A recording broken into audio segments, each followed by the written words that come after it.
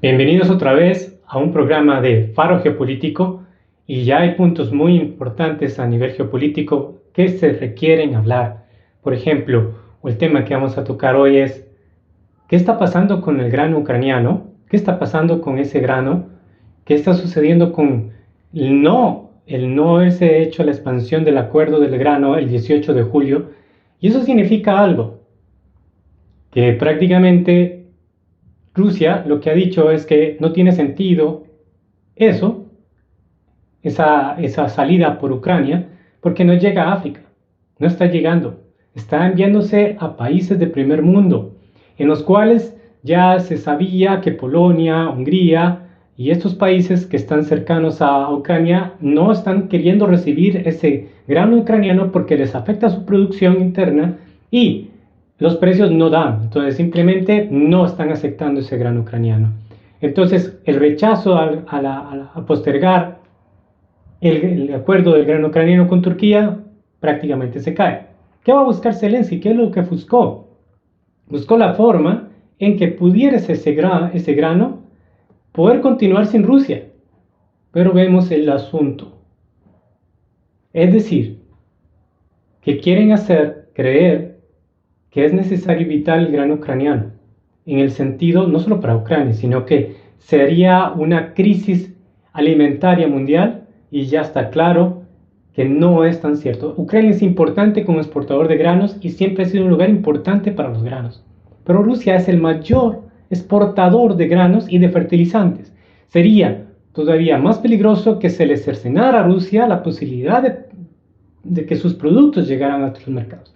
Sin embargo, vemos que en América Latina, Chile, Argentina, Brasil han tenido grandes negocios en estos momentos para compensación del grano, pero en el momento en que Ucrania busca cómo poder utilizar este recurso y la salida por Odessa, previamente Rusia ha dicho que no y a raíz de las acciones de la contraofensiva ucraniana, muchas cosas, Rusia ha visto que es mejor que no salga ese grano por Ucrania y destruir los puertos de salida de Odessa, que ese grano no puede salir. Sí puede sacarlo por otras partes. De hecho, fue bombardeado la parte de la Odessa que es cercana al Danubio y es prácticamente esa Odessa que pertenecía a la Besarabia, que pertenecía a Moldavia y que a su vez pertenecía a Rumanía. Aquí hay un conflicto que se los va a traer y la expansión de Rusia hacia esas zonas para asegurar la salida por el Mar Negro o simplemente asegurarse que perfectamente Rusia necesita asegurarse tanto proteger Crimea como saber que cualquier embarcación que llegue a Odessa no sea un barco con armas, etcétera. Entonces ha puesto una sanción, Rusia ha puesto una sanción a Ucrania y en el cual no le va a permitir que salga su grano y destruye sus puertos. ¿Qué viene con eso? Que ha puesto una línea imaginaria entre las salidas de Ucrania hasta Sebastopol. Es decir, un barco que se aparezca por ese territorio puede verse como un barco de guerra o un barco que está en peligro de ser atacado. Vemos que aquí hay que ver que muchas cosas están cambiando y tenemos que entender que entonces Zelensky se le ha caído el negocio. Ahora, puede sacarlo por otra parte, sí, puede sacarlo por Rumanía, puede sacarlo por Croacia, puede sacarlo por otra parte, pero se le encarece ese grano, tiene que utilizar medios de transporte terrestres, trenes, etcétera, para que eso pueda salir. Y entiendo entiendo que Croacia ha aceptado la salida por el mar Adriático de su grano. Sin embargo, vamos a un asunto. Eso también ha hecho que los países africanos reciban el grano ruso inclusive hasta gratis. Es decir, hasta África les sirve que haya un conflicto entre Ucrania y Rusia porque les ha beneficiado en alimentación, o al menos en granos prácticamente a cero precio o a bajo costo, pero también se ha visto beneficiado que desde que mucho antes de que empezara el conflicto en 2022, tenemos que ver que ya Rusia y China estaban en África, extrayendo oro o dando un apoyo de empresas o haciendo un nuevo comercio diferente. A lo cual los colonos o los que eran de las colonias francesas, Francia se ha visto muy perjudicada Y de a raíz de un año hacia acá, hemos visto como Mali, Burkina Faso, tenemos que ver también que actualmente ahora Níger, han hecho sus golpes de estados y prácticamente están, al menos Mali, retiró sus embajadas de Francia, al ejército francés, muchos aspectos, es decir, lo que ellos sentían de colonia francesa lo detestan hoy en día. Y han sacado a los franceses y esto está haciendo que Francia busque una forma de cómo tratar de invadir o recuperar ese control de sus colonias, supuestamente. Es decir, si ya no eran colonias, pero prácticamente su forma de estructura, de control, ha sido prácticamente de colonia.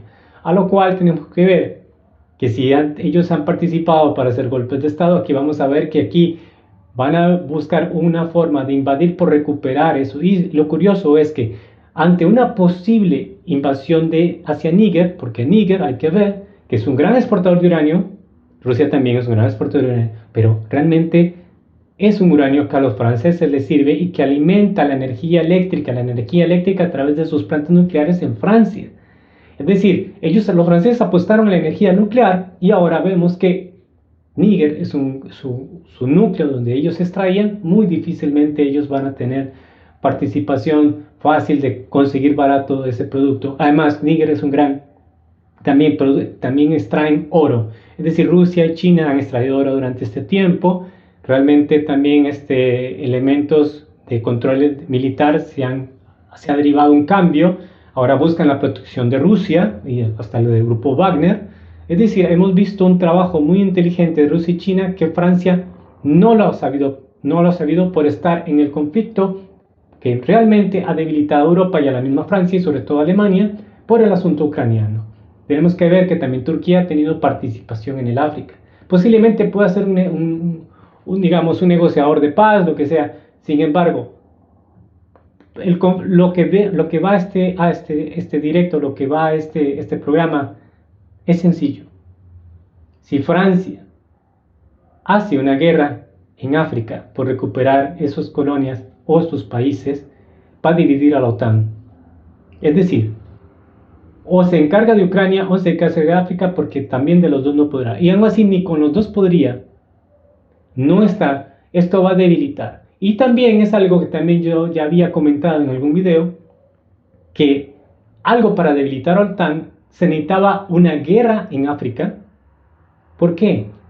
Imaginariamente lo primero que había pensado es que tanto Argelia como Marruecos, en una guerra que iba a ser una guerra civil europea dentro del territorio africano por el gas argelino y por el conflicto marroquí-argelino. Pero estamos viendo que se está desatando más bien las posibilidades de una guerra civil europea, pero en territorio africano, que pueda arrastrar a Argelia, que pueda arrastrar a Marruecos, pero realmente es en la parte del Sahel, el Sahel occidental, estamos hablando de Níger, Guinea, Mali, pueden defender a Níger de alguna manera, con también apoyos tanto de Rusia como ofensiva, o sea, una guerra que puede ser prácticamente una guerra africana, pero que si arrastra a otros puede convertirse también, ¿por qué? En una guerra europea muy fuerte que dividiría a la OTAN. ¿Y por qué? Porque quienes reciben el gas argelino, Italia, España de alguna manera ha tenido necesitado de gas argelino, y esto haría que realmente la mitad de Europa, o lo que es la OTAN, se tenga que perder, se debilite. Y que más bien esa Unión Europea que se ha visto muy compacta, o que al principio del 23 de febrero, 24 de febrero de 2022 se veía muy compacta, hoy vemos totalmente dividida, compleja. Aquí tendremos que ver el poder de la parte francesa o la OTAN, hasta dónde la unidad, esa débil unidad francesa-alemana por la Unión Europea, pero también por la OTAN, muchos factores pueden aquí terminar y llegar a un punto de debilitamiento en Europa, más de lo que conlleva, más de lo que ha llevado en la economía. Entonces, para el próximo programa seguiremos con este tema. Muchas gracias.